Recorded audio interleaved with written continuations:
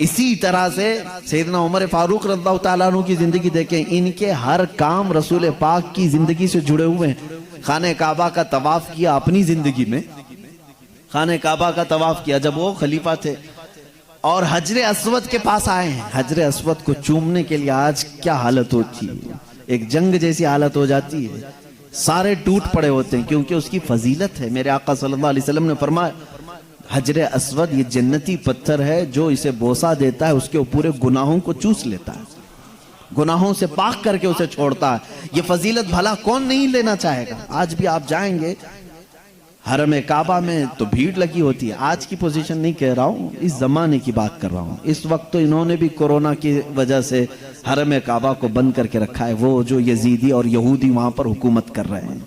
बहरहाल हजरत उमर फारूक रज़ियल्लाहु ताला अन्हु करीब हजरे अस्वद के खड़े हुए हैं और कहते हैं, ऐ हजरे अस्वद, तू मेरे नजदीक एक पत्थर ही है, तू मेरे नजदीक एक पत्थर ही है। पत्थर तो पत्थर है, जन्नत से आया है अगरचे, लेकिन सारे सहाबा हैं, कहते हैं हजरत उमर हजरे अस्वद को मुखातब करके कह रहे हैं, ऐ हजरे अस्वद, अगर मैंने मेरे नबी को तेरे ऊपर अपने लब रखते हुए ना देखा होता तो कभी तुझे नहीं चूमता। आज सिर्फ मैं तुझे बोसा इसलिए देता हूं कि मेरे नबी ने तुझे चूमा। वो सहाबा की जिंदगी में ये बातें मिलती हैं कि वो जो करते थे वो वफाए रसूल के लिए करते थे। मेरे आका सल्लल्लाहु अलैहि वसल्लम को छोड़ करके हमारा इस्लाम कुछ भी नहीं है।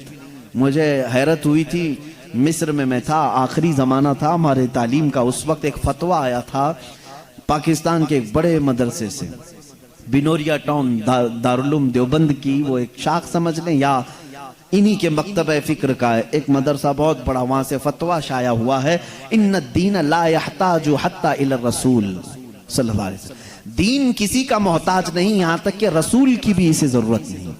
ये फतवे में बाज़ाब्ता, और इस फतवे के रद्द में हुजूर ताजुल शरीया रहमतुल्लाहि तआला अलैह ने पूरी किताब लिखी थी। पूरी किताब उसको शाया किया गया है मिस्र से, पूरी अरबी में किताब शाया हुई है। मैं यहाँ बीच में कहना चाहता हूँ, ऐ मेरे अजीजों, देखो ये कौन सा अकीदा है। वो सहाबा तो कहते हैं मैं बगैर रसूल के तवाफ नहीं करूंगा। एक सहाबी कहती, ये भी खुलफाए राशिदीन, मैं अगर नबी को चूमते हुए ना देखा होता तो कभी हजरे अस्वद को ना चूमता। और आज के ये कहते हैं, ये खटमल आज यूं कहते हैं कि रसूल की जरूरत नहीं दीन को।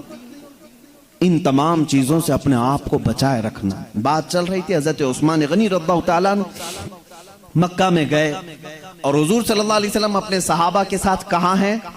हुदैबिया के मकाम पर, जो 35 किलोमीटर दूर है। हुदैबिया के मकाम पर एक किसी ने अफवाह उड़ा दी, ये शैतानी अफवाह थी, उस्मान इब्ने अफ़्फ़ान को मक्का वालों ने कत्ल कर दिया। यह अफवाह हो गई, सहाबा बेकरार हो गए। मुअज़्ज़म व मुकर्रम एक मोहतरम रसूल करीम सल्लल्लाहु अलैहि वसल्लम के सहाबी का कत्ल हो गया बगैर किसी वजह के। और कासिद का कत्ल करना बहुत बड़ा जुर्म समझा जाता था। हुजूर के वो कासिद थे, बादशाहों के कासिद आते थे, उनके साथ कोई गलत काम नहीं किया जा सकता था। जो तुम्हारी दुश्मनी है वो बादशाहों की फौज के साथ तुम्हारी फौज लड़ेगी, लेकिन कासिद के साथ नहीं। एम्बेसडर को आज भी तकलीफ नहीं दी जा सकती, आज भी कानून यही है। हुजूर सल्लल्लाहु अलैहि वसल्लम के कासिद बनकर के हजरत उस्मान गए हैं, तो सहाबा बेकरार हो गए कि हुजूर के कासिद का कत्ल कैसे हो गया। हुजूर अकरम सल्लल्लाहु अलैहि वसल्लम ने उस वक्त सारे सहाबा को एक दरख्त के नीचे जमा किया और सबसे बैत ली। आज ही मैंने जुमा में कहा ना कि बैत जो हम आज अपने पीर के हाथ में हाथ दे करके बैत करते हैं, ये हुजूर सल्लल्लाहु अलैहि वसल्लम की उसी सुन्नत पर अमल करते हैं। सहाबा को करीब बुलाया और बैत ली, कहा कि तुम सब के सब वादा करो कि इस्लाम पर अपनी आखिरी सांस तक कायम रहोगे, दीन को हक समझते रहोगे, और हजरत उस्मान अगर कत्ल हुए हैं तो उसका इंतकाम लेंगे। ये वादा लिया, 1400 सहाबा से बैत की। ये पूरा वाकया मैं क्यों जिक्र कर रहा हूं जानते हैं? यहां पर हजरत उस्मान गनी रज़ियल्लाहु ताला अन्हु की अहमियत समझ में आती है। वो मजमे में नहीं थे, मजमे में नहीं थे, मक्का में उनके कत्ल की खबर फैल गई। हुजूर सल्लल्लाहु अलैहि वसल्लम ने सारे सहाबा को बैत ले ली। उसके बाद अपना बायां हाथ हुजूर ने उठाया, अपना बायां हाथ उठाया और अपना सीधा हाथ यूं रखा और फरमाया ये मेरा हाथ है और ये उस्मान की तरफ से मैं खुद बैत करता हूं। हजरत उस्मान की बैत, क्योंकि वो एक गायब थे ना, सारे सहाबा ने बैत की और हजरत उस्मान की तरफ से बैत किसने किया? रसूल करीम सल्लल्लाहु अलैहि वसल्लम। कहा मैं ये उस्मान का हाथ समझता हूं और बैत करता हूं। इस वाक़े को बयान करके चले जाते हैं, लेकिन मैं आज रुक गया इस पर। एक जगह लोग बेकरार हैं कि वो कत्ल हो गए, अफवाह क्या फैली है, वो कत्ल हो गए। हुजूर सल्लल्लाहु अलैहि वसल्लम सहाबा से कह भी रहे हैं कि उनका इंतकाम लिया जाएगा अगर वो कत्ल हो गए। लेकिन दूसरी जगह हजरत उस्मान के इस हाथ को अपना हाथ बना करके बैत भी कर रहे हैं। यही रसूल करीम का इल्म गैब है। मेरे आका जानते थे उस्मान का कत्ल नहीं हुआ, वो बहायात है मक्का में। और हुआ भी ऐसी ही कि शाम ना हो पाई कि हज़रत उस्मान गनी सही सलामत वापस आए और फिर अपना हाथ रसूल करीम सल्लल्लाहु अलैहि वसल्लम के हाथ में दिया और बैत की। अब इस बैत का कहाँ से तज़किरा है? मैं हयाए उस्मानी को लेकर के चला था, तुम्हें सुलह हुदैबिया भी ले जाना पड़ा और मक्का के तवाफ तक भी जाना पड़ा, अब बैत तक भी मुझे आना पड़ा। इसलिए हज़रत उस्मान गनी रज़ियल्लाहु ताला अन्हु हुजूर सल्लल्लाहु अलैहि वसल्लम के हाथ में हाथ दे करके बैत कर चुके। अब उसके बाद हज़रत उस्मान गनी रज़ियल्लाहु ताला अन्हु हुजूर सल्लल्लाहु अलैहि वसल्लम की ज़िंदगी में भी और उसके बाद भी तकरीबन 12 साल आपकी खिलाफत, हज़रत उमर और हज़रत अबू बकर सिद्दीक की 12.5 साल खिलाफत, 24.5 साल ये, और हुजूर सल्लल्लाहु अलैहि वसल्लम की जिंदगी पाक में बैत करने के बाद भी 4 साल तक, यानी तकरीबन 28 साल समझ लें हज़रत उस्मान गनी इस बैत के बाद 28 साल बाहयात रहे। मेरे आका हज़रत उस्मान फरमाते हैं इस हाथ को कभी उन्होंने इस्तिंजा के लिए भी इस्तेमाल नहीं किया, कभी भी इस हाथ को अपनी जरूरियात के लिए भी इस्तेमाल नहीं किया। हाजत के लिए जिस तरह इस्तेमाल करते हैं, फरमाते हैं मैंने रसूल करीम सल्लल्लाहु अलैहि वसल्लम के हाथ में यह हाथ दिया था, उसके बाद मैंने यह अहद कर लिया था कि ये हाथ अपने उस जगह तक ना ले जाऊं जो सतर के अंदर हो सकता हो। 28 साल तक अपने इस हाथ की हिफाजत किया, 28 साल तक हया के वो पैकर थे, इसलिए मुझे ये बैत जिक्र करनी पड़ी। है मेरे अजीजों, उस उस्मान इब्न अफ़्फ़ान रज़ियल्लाहु ताला अन्हु की हया को तो देखो, उस हया को तो देखो। उन्होंने वो हाथ कहीं अपनी जरूरत के लिए, जबकि जायज है, नाजायज नहीं, नाजायज नहीं। अपने नाफ के नीचे हम सीधे हाथ से पकड़ सकते हैं, बाएं हाथ से भी पकड़ सकते हैं, अपने नाफ के नीचे रान को पकड़े। लेकिन हज़रत उस्मान गनी रज़ियल्लाहु ताला अन्हु ने अपनी रान को तक इस हाथ से नहीं छुआ, नहीं छुआ, कभी नहीं छुआ। क्यों? सिर्फ इसलिए कि इसको निस्बत हुई है रसूल करीम सल्लल्लाहु अलैहि वसल्लम के दस्ते मुबारक। अब आओ मैं तुम्हें बताता हूं और हमें बताता हूं कि हम क्या करते हैं। मालूम है आप सबको, अल्लाह रब्बुल इज्जत के हबीब सल्लल्लाहु अलैहि वसल्लम फरमाते हैं किसी भी बंदे के चेहरे को ऐब मत लगाना, किसी के चेहरे पर थप्पड़ ना मारना, किसी के चेहरे को नटका, कनकटा, अंधा चेहरे पर ऐब ना लगाना। पूछा क्यों? कहा कि सारा जिस्म जो गूंधा गया, जब बनाया जा रहा था, मिट्टी से बनाया जा रहा था, तो फरिश्तों को हुक्म दिया गया था कि इनकी उंगलियां बनाएं, हाथ बनाएं, पैर बनाएं, जिस्म बनाएं। लेकिन मेरे आका सल्लल्लाहु अलैहि वसल्लम फरमाते हैं ऐ बंदो, तुम्हारे चेहरे को अल्लाह ने अपने दस्ते कुदरत से बनाया, अल्लाह ने अपने दस्ते कुदरत से बनाया है चेहरे को। इसीलिए हुजूर अकरम सल्लल्लाहु अलैहि वसल्लम ने फरमाया इस चेहरे की हिफाजत करना, क्योंकि इसको अल्लाह ने अपने दस्ते कुदरत से बनाया है। जानते हो, इसीलिए हम इस चेहरे को उसके अलावा किसी और के सामने झुकने नहीं देते। किसी के सामने हम क्यों नहीं झुकने देते? इसको निस्बत है रब्बे जुल जलाल के दस्ते कुदरत से। अल्लाह रब्बुल इज्जत ने इस चेहरे को बनाया। हमें मारने को मना किया गया कि किसी के चेहरे को मारे नहीं, ऐब ना लगाएं। लेकिन मुझे हया आती है उन लोगों से जो अपने इन चेहरों का गलत इस्तेमाल करते हैं। आज बेहयाई का उरूज का जमाना है, सारा का सारा फितना यही चेहरा बना हुआ है, जिसको अल्लाह रब्बुल इज्जत ने अपने दस्ते कुदरत से बनाया। कल क़यामत के दिन तुम्हें जवाब देना होगा। आज तुम शीशों के सामने घंटों खड़े होकर के जिस चेहरे को मेकअप करते हो और मुजरे करते हो। ये तो आज के नौजवानों का एक ट्रेंड चला हुआ है कि हर कोई अपने आप को बंद संवर करके इस तरह से नाच करके दिखाए कि थोड़े उसके फॉलोअर बढ़ जाएं, थोड़े उसके फैंस बढ़ जाएं। ये मुजरे करने का जमाना आज उरूज पर नजर आता है टिकटॉक के जरिए से। अभी बंद हुआ कि नहीं बंद हुआ पूरी तरह से मालूम नहीं, अगरचे किसी की दुश्मनी में बंद हुआ हो, खैर तो है। लेकिन नौजवानों को से मैं ये कहता हूं, इसमें लड़कियां भी हैं लड़के भी हैं। अक्सर ऐसी चीजें सुनने को मिलती हैं कि इस एक 25 सेकंड 30 सेकंड के लिए, 1 मिनट के लिए नौजवान लड़की बनना भी पसंद करता है, मुखन्नस और हिजड़ा बनना भी पसंद करता है। अल्लाह रब्बुल इज्जत की बारगाह में क्या जवाब दोगे? जिस अशरफुल मखलूकात का चेहरा अल्लाह ने तुम्हें दिया, इसको बिगाड़ते हो। अल्लाह ने कुरान में फरमाया है, जिसने अपने चेहरे की तगयीर की, गोया कि उसने अल्लाह की खिलकत में तब्दीली की है, अल्लाह की खिलकत को बदल डाला। और यही शैतान का महबूब मशगला है। जानते हैं, हम अपने हाथों से मूर्तियां नहीं बनाते सिर्फ इसलिए कि चेहरा बनाना सिर्फ अल्लाह का काम है, इसमें कोई दूसरा शरीक नहीं हो सकता। हमें मना किया गया है। और क़यामत के दिन फरमाया जाएगा, अगर किसी ने मुजस्समा बनाया, अल्लाह फरमाएगा जान डाल करके दिखा इसमें। हम चेहरों के साथ जो आज खिलवाड़ कर रहे हैं, मुझे यहां पर जिक्र करना है मेरे अजीजों। कहां है वो हमारे गयूर नौजवान जो हया की चादर को उठाकर फेंक चुके हैं आज? और बेहयाई इस कदर उरूज में है आज कि हम नौजवानों को देख रहे हैं कि ये इस तरह का लिबास पहन रहे हैं जिससे फरिश्ते भी हया करते होंगे, फरिश्ते भी लानत करते होंगे।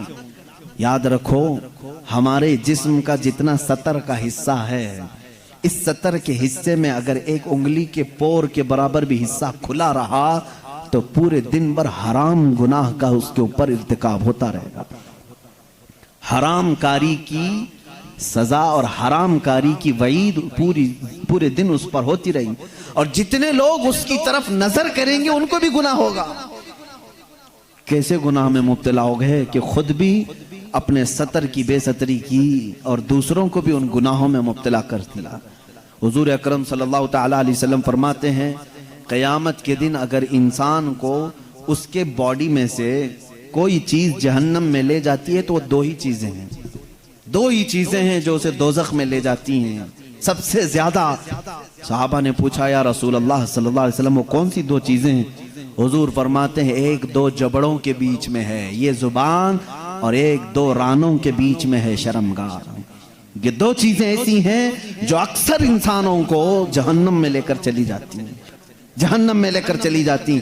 और अल्लाह के नबी सल्लल्लाहु अलैहि वसल्लम ने फरमाया, जिसने इन दो चीजों की हिफाजत की जिम्मेदारी ले ली, मैं उसकी जन्नत में ले जाने की जमानत देता हूं, मैं उसकी जन्नत में ले जाने की जमानत देता हूं। ऐ नौजवानों, इन दो चीजों की हिफाजत कर लो आज, अपनी आंखों और जबान की साथ में, और साथ ही अपनी शर्मगाह की हिफाजत। क़यामत का एक मंजर ये भी बताया गया कि मैदान महशर में सारे लोग खड़े होंगे और कुछ लोगों को फरिश्ते मुजरिम बनाकर ला रहे होंगे, लेकिन किस हालत में मालूम? वो पूरे नंगे होंगे, पूरे बेलिबास होंगे, और फरिश्ते लोहे की सलाखों को आग में तपा करके उनकी शर्मगाहों पे मार रहे होंगे, जिससे जलने की खतरनाक बदबू आ रही होगी। और उनकी शर्मगाहों को मारा जा रहा होगा, उसमें औरतें भी होगी, मर्द भी होंगी। उनकी शर्मगाहें जैसी जलती होंगी, खतरनाक किस्म का पीप वहां से निकल रहा होगा। पूरे महशर वाले उनकी इस सजा को देख करके दहल जाएंगे, मैदान महशर हिल जाएगा। आखिर ये कौन लोग हैं? फरिश्ते कहेंगे, ये वो लोग हैं जो अपने सतर की दुनिया में हिफाजत नहीं करते थे, अपनी शर्मगाहों के साथ खिलवाड़ किया, अल्लाह की अमानत थी, इनका गलत इन्होंने इस्तेमाल किया, जिना के लिए और बेहयाई के लिए इन्होंने इसका इस्तेमाल किया। इस बात पर हजारों नहीं लाखों लोग दोज़ख में जा रहे होंगे। आज दुनिया पूरी के पूरी एड़ी चोटी का जोर लगा चुकी है उम्मत मुस्तफ़ा के नौजवानों को बेहया बना दिया जाए, हमारी बच्चियों को बेआबरू कर दिया जाए। इसीलिए जानते हैं आप, आज के दौर में, पहले से इन लोगों ने बड़ी कोशिशें की थी औरतों को नंगा करने की, स्कर्ट पहना करके, हाफ कपड़े पहना करके, लेकिन जब अपने फैशन से ज्यादा मुतासिर नहीं कर सके तो इन्होंने मोबाइल को हमारे सबके हाथों में थमा कर, इंटरनेट डालकर इसमें कसीर किस्म की गलीज वेबसाइट भर दी। हर एक के हाथ में इख्तियार दे दिया, रात की तन्हाई में जब तू बैठे तो गलीज किस्म की चीजें देख और अपनी शर्मगाह से खेल। आज अक्सर नौजवानों का तबका इसमें मुलव्विस है और कितनों ने अपने हाथों से अपने जिस्मों को बर्बाद कर लिया है, तबाह कर लिया है। उन्होंने अपनी जिंदगी को भी तबाह किया और अपनी आखिरत को भी तबाह किया है। कई ऐसे जवान हैं जो आज शादी की उम्र को आ चुके और रोते हैं क्योंकि अपने हाथों से उन्होंने तबाह कर लिया है। अल्लाह ताला ने मनी का एक कतरा जो तुम्हें दिया है, पूरे दुनिया के माजून मिलके वो कतरा नहीं बना सकेंगे। तुम्हें मालूम नहीं है, वो बहुत ही कीमती जौहर है जिसको लोग जाया करने के लिए आज मजे लेते हैं। अजीजा ने गिरामी, ये हया मुझे आज जरूर अर्ज करनी है। दुनिया पूरी की पूरी एड़ी चोटी का जोर लगा चुकी है तुम्हें बेहया करने की। ये फिल्मों का जाल, ये सीरियल का जाल, ये इंटरनेट का वबाल, ये सब कुछ तुम्हारे अखलाक पर डाका डालने के लिए है। देखो आज बच्चियों को देखो, किसको आइडियल मानती हैं। ये फिल्मों को देख करके, सीरियल को देख करके ख्वाब सजाती हैं कि मेरे निकाह भी ऐसी ही किसी से होना चाहिए, मेरी शादी ऐसी से होना चाहिए। लड़के यही ख्वाब सजा करके बैठते, मेरी दुल्हन ऐसी ही होनी चाहिए कि उसका हुस्न ऐसा हो। मेरे अजीजों, ये जादूगरी है जो पर्दे पे दिखाई जा रही है, जादूगरी है। उनकी खुद की लाइफ में वो सारी चीजें नहीं है जो फिल्मों में दर्शाई जाती हैं। तुम कहां इनके पीछे पागल बन जाते हो। तुम्हारे लिए आइडियल अगर कोई जात हो, लड़कियों के लिए मैं कहता हूं कि तुम्हारी जिंदगी चंद लम्हों की है, चंद दिनों की है, चंद सांसों की है। अगर हमेशा का ऐश चाहती हो तो आइडियल सैयदा कायनात फातिमातुज ज़हरा को बनाओ, और हर दूल्हा, हर नौजवान हैदर कर्रार को अपना आइडियल बनाए, नमूना अमल उनको बनाए। पूरी जिंदगी तुम जिनके हाथों तबाह कर रहे हो, क़यामत के दिन इसका हिसाब होगा। 2 आयतें पढ़ता हूं मैं, समझ जाओ। मुझे उम्मीद है कि हमारे बच्चे तौबा कर लेंगे, मुझे उम्मीद है कि हमारा नौजवान तौबा करेगा, और अल्लाह रब्बुल इज्जत की जब उसे याद दिला दी जाए, इंशाअल्लाह दिल में अगर ईमान का एक जर्रा भी बाकी है वो पलट जाएगा। मेरा मौला कुरान में फरमाता है, तुम जिन हाथों से खेल रहे हो, जिन अपने आज़ा से खेल रहे हो, ये मत समझना कि कोई नहीं देख रहा। मौला अली करमल्लाहु वजहुल करीम फरमाते हैं, मैंने जिंदगी में 2 चीजें देखी कि जब तन्हा हो तो डर जाना, इसलिए कि गवाह भी वही है, हाकिम भी वही है। गवाह भी वही है, हाकिम भी वही है। कोई दूसरा तुम्हारी गवाही देने के लिए आएगा नहीं, खुद अल्लाह गवाह है। और हाकिम कौन है क़यामत के दिन? वही हाकिम है। मेरे अजीजों, कुरान की 2 आयतें मैं पढ़ रहा हूं। अल्लाह फरमाता है, क़यामत के दिन जब तुम उठाए जाओगे, तुमसे हर एक अज़ू के बारे में पूछा जाएगा, इससे क्या करते थे, इससे क्या करते थे, आंखें क्या करती थी, तुम्हारी जुबान क्या बोलती थी। थोड़ी देर के बाद सूरह यासीन में अल्लाह फरमाता है, यौमा नख्तिमु अला अफ़वाहिहिम व तुकल्लिमुना अयदीहिम व तशहदु अर्जुलुहुम बिमा कानू यक्सिबून।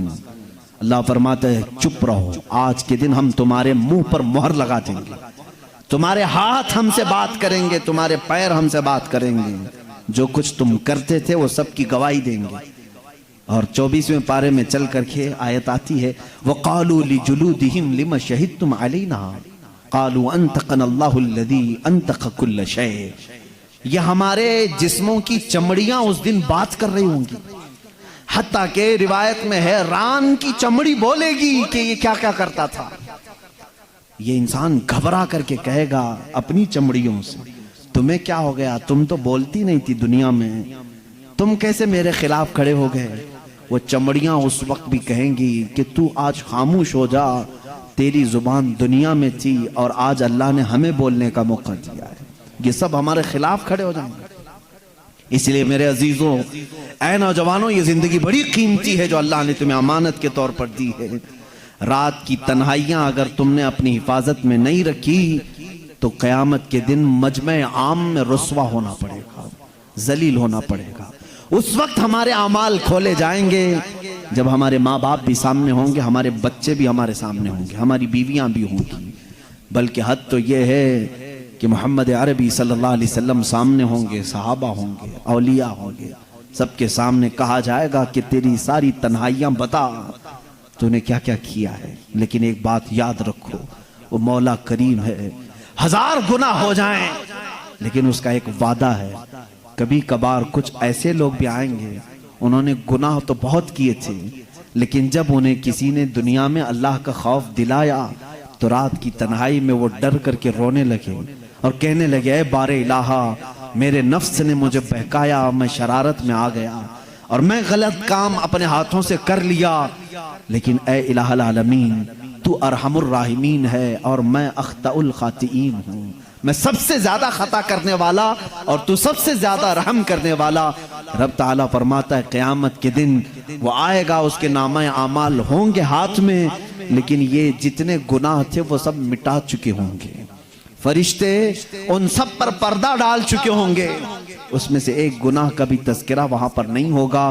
काश हमारी जिंदगी में भी ऐसा हो जाए, काश हमारी जिंदगी में ऐसा हो जाए। खताएं हुई हैं लेकिन तौबा कर लो, मेरा मौला वादा करता है कि हम सबको छुपा देंगे। यमहुल्लाहु मा यशा व युस्बितु मा इंदहु व युस्बितु मा यशा।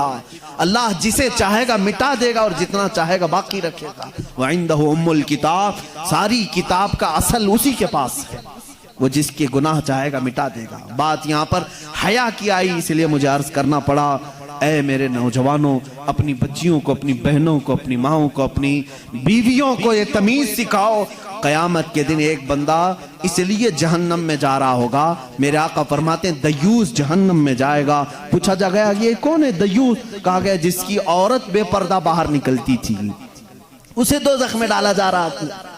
तो सोचो कि उस औरत पर क्या अज़ाब होगा। तुम्हारे ऊपर तुम्हारी औरतों का भी हक है, तुमने क्यों इसको पर्दे में नहीं रखा? तुमने इसको हयादार क्यों नहीं बनाया? अपनी बच्चियों की सही तरबियत करो, अपनी बहनों की सही तरबियत करो। आज के इस माशरे में हमारी औरतों के साथ एक बड़ा मसला ये है कि वो ऐसी महफिलों में आती नहीं जहां वो कुछ गर्म हो सके, जहां उनके अंदर ईमान ताजा हो सके। जाहिर सी बात है वो बरसों तक उनके घरों में कैद होने की वजह से जंग लग जाता है। अब तो इंटरनेट का जमाना है, उनको तकरीरें सुनाओ, दीन की तरफ माइल करो, उनको किताबें पढ़ने का हुक्म दो, बयानात अच्छे सुनने की तरगीब दिलाओ। वरना अक्सर औरतों का हाल ये होता है, ना उनके लिए जुम्मा है, ना ईदैन है, ना कभी वो महफिलों में आती हैं, जिसकी वजह से टीवी में जो देखा वही उनके दिल में उतरने लगा, इसलिए बिगाड़ आया। अब मुझे डर इस बात का होता है, मेरे आका सल्लल्लाहु अलैहि वसल्लम ने फरमाया क़यामत के करीब सबसे बड़ा फितना जो आएगा वह दज्जाल का होगा, और उस दज्जाल की फौज में सबसे ज्यादा औरतें शामिल होंगी, औरतें शामिल होंगी। और दज्जाल अपनी फौज को ताकत देगा तो औरतों की बेहयाई से वो नंगी करके लाएगा। भूखे भेड़िए की तरह नौजवान उनकी तरफ झपट जाते हैं। आज भी यही हाल है। कुत्ते भी उस तरह से नहीं झपटते जिस तरह कुछ अय्याश तबीयत के नौजवान औरतों की तरफ लपक जाते हैं। तुम्हारा इम्तिहान है, तुम्हारा इम्तिहान है। याद रखो, तुम अपनी आंखों को बचा लो। दुनिया में अल्लाह तुम्हारे लिए जन्नत की हूरें रखा है जिनसे तुम्हारा निकाह होना है। अजीजा ने गिरामी, हया को साथ रखो। जब तुम तन्हा हो तब भी ये समझ लो कि मुझे मेरा अल्लाह देख रहा है। तुम कभी महसूस करते हो कि तन्हाई में कभी बैठे हो? एक नौजवान ने कहा था कि मैं उससे गलती हो रही थी, उसके तौबा करने का एक वाकया मैं बता रहा हूं, कैसे वो बाज आ गया। कहा कि मैं मोबाइल ही लेकर के बैठा था, तन्हा था कमरे में, माँ बाप नहीं, भाई बहन कुछ भी नहीं। अचानक पर्दा हिला तो मैंने जल्दी से उस स्क्रीन को गायब कर दिया और डर करके अपने तस्वीर को डिलीट कर दिया कि कहीं माँ आ गई, बाप आ गए, पता नहीं कौन आए। माँ बाप से भी इतना डर है, लेकिन बाद में पता चला कोई नहीं, वो बिल्ली आई थी। बिल्ली पर्दा हिला करके गई, डर गई। उसी रात उसके तौबा का ये वाकया मुझे मिला। उसने कहा एक बिल्ली के सिर्फ पर्दा हिलने से मैं इतना डर जाता हूं कि छुपा लेता हूं। और जो मौला ये कह रहा है अल्लाहु ला इलाहा इल्ला हुवल हय्युल क़य्यूम ला तअख़ुदुहु सिनतुन वला नौम, वो अल्लाह है जिसके सिवा कोई माबूद नहीं, जो हमेशा से जिंदा है और हमेशा रहने वाला है। उसे एक आन के लिए भी नींद नहीं आती, ना ऊँघ आती। वो हमा वक्त तुम्हें देख रहा है। आज हमारे इस मजमे को भी मौला देख रहा है। मेरे अजीजों, ये तसव्वुर अगर तुम्हारे अंदर आ गया तो बहुत सारी चीजें सुनने की भी तुम्हें जरूरत नहीं। एक ही दवा मैं बता रहा हूं। कुछ बच्चे पूछते हैं कैसे बुराइयों से छूटें। कैमरा लगा करके भी बचा नहीं पाओगे, लकड़ी और छड़ी के डर से भी तुम बचा नहीं पाओगे किसी को। सिर्फ ये दिल में बात डालो कि जिस जगह पर भी हूं मुझे मेरा अल्लाह देख रहा है, मुझे मेरा मौला देख रहा है। ये तसव्वुर आ जाए तुम गुनाहों से बच जाओगे। सैयदना उस्मान गनी रज़ियल्लाहु ताला अन्हु हया के अलम बरदार थे, हया के पैकर थे। उनकी जिंदगी पाक से अल्लाह ताला हम सबको हयाए उस्मानी अता फरमाए, हयाए रहमानी अता फरमाए। हमारे बच्चों की निगाहों को मौला महफूज फरमाते, हमारी बच्चियों की निगाहें महफूज हो जाए। आए मेरे अजीजों, सैयदना उस्मान गनी रज़ियल्लाहु ताला अन्हु की जिंदगी पाक का एक और खासा है जो सबसे ज्यादा मशहूर है। उस्मान का नाम जब भी आता है तो गनी उसके साथ जुड़ के आता है। कोई सिंगल नाम नहीं लेता, उस्मान गनी। क्या कहते हैं? उस्मान गनी। उनके माँ बाप ने गनी नाम नहीं रखा, या अल्लाह ने बना दिया। गनी का मतलब होता है बहुत ही ज्यादा माल वाला, जो अल्लाह की राह में खैरात करता हो। ये नहीं कि कुत्ता बनकर के माल पे बैठ जाता हो, सांप की कुंडली मार करके जिस तरह कुछ लोग माल पे बैठते हैं, उनको गनी नहीं कहा जाता, उनको मालदार कहा जाता है, अमीर कहा जाता है। गनी वो होता है जो मजीद की लालच नहीं करता और जितना आए वो अल्लाह की राह में देने को पसंद करता। इसीलिए कभी भी दुआ करना तो ये नहीं कहना है अल्लाह मुझे मालदार बना दे, ना कभी ये नहीं कहना है अल्लाह मुझे अमीर बना दे, बल्कि दुआ करना तो यूं कहना है अल्लाह मुझे गनी बना दे, गनी बना दे। जब गनी बनाएगा मौला तो तुम्हारे अंदर हिर्स नहीं रहेगी और की, और साथ ही तुम्हें देने की भी अल्लाह ताला साथ में कुव्वत अता करेगा। उस्मान गनी रज़ियल्लाहु ताला अन्हु की जूदो सखा, आपकी गिना का हाल तो ये था, अल्लाहु अकबर। एक ही खाली मैंने हिसाब बताया था तो लोगों की हैरत से बाँछें खिल गई। मालूम है दान करने वाले बहुत हमने देखे हैं, सदका करने वाले भी बहुत देखे हैं, खैरात करने वाले, मस्जिद को 5 रुपये का चंदा दे करके भी लोग एहसान जताने वाले बहुत सारे हैं। मैं सबकी बात नहीं कर रहा हूँ। कुछ लोग राह खुदा में गिन गिन करके निकालते हैं, और कभी कभार तो ऐसा भी होता है सारी नोटों में अगर कोई नोट टेप चिपकी हो तो मस्जिद में डाल दें। ये हमारे खैरात करने के जज्बे हैं। लोगों को हमने देखा है फुकरा और मसाकीन के साथ क्या सुलूक है। घर पे दरवाजे पर आया फकीर, चोर घर में से बोलता है कल रात का बचा हुआ है, फेंकने से अच्छा है फकीर को दे दो। यही तो खैरात का जज्बा है ना। कभी ये नहीं कि बिरयानी बनी है उसमें से पहला लुकमा किसी फकीर को खिलाते हैं, नहीं, ये जज्बा नहीं। बच गया तो मदरसे के बच्चों को खिला दो, फकीरों को खिला दो, और उसके बाद फिर ये कहते हैं कि हम तो बड़े सखी हैं, 30 मार्खा हैं। कहां के सखी हैं? ये इसको सखावत नहीं कहते। अपने कचरे को किसी की झोली में डाल करके तुम सखावत कहते हो। सैयदना उस्मान गनी रज़ियल्लाहु ताला अन्हु की बारगाह में आओ। अल्लाह अल्लाह, इनकी शान में अल्लाह ने आयतें नाजिल कर दी कुरान में। एक दो नहीं, कई आयतें आई हैं। जंगे तबूक का मौका है, हुजूर सल्लल्लाहु ताला अलैहि वसल्लम ऐलान फरमा रहे हैं, है कोई जो अपने माल से इस राहे खुदा में खर्च करे, जिहाद फी सबीलिल्लाह के लिए जा रहे, माल की बहुत ज्यादा कमी है, कोई अपना माल देगा। हजरत उस्मान गनी रज़ियल्लाहु ताला अन्हु उस वक्त खड़े हुए और कहा या रसूल अल्लाह सल्लल्लाहु अलैहि वसल्लम, मेरी तरफ से 1000 ऊंट। कितने? 1000 ऊंट, और उसके साथ साजो सामान भी, और 1000 दिरहम भी। तवज्जो चाहता हूं, 1000 ऊंट और उसके साथ, ऊंट का तज़किरा कर रहा हूं। हमारे मुल्ला बाड़े वाले तो जानते होंगे ऊंट ज़बा किया है इन्होंने, कितनी कीमत का आया होगा, रेट तो मालूम होगा ना, वो रेट जहन में रख लेंगे। कुर्बानी में ऊंट लाया गया था, और यहां पर भी ज़बा होने वाला ऊंट जाहिर सी बात है उस कीमत का नहीं जो अरब की नस्ल का ऊंट होता है। खैर, हुजूर अकरम सल्लल्लाहु ताला अलैहि वसल्लम ने इरशाद फरमाया उस्मान पर जन्नत वाजिब हो गई।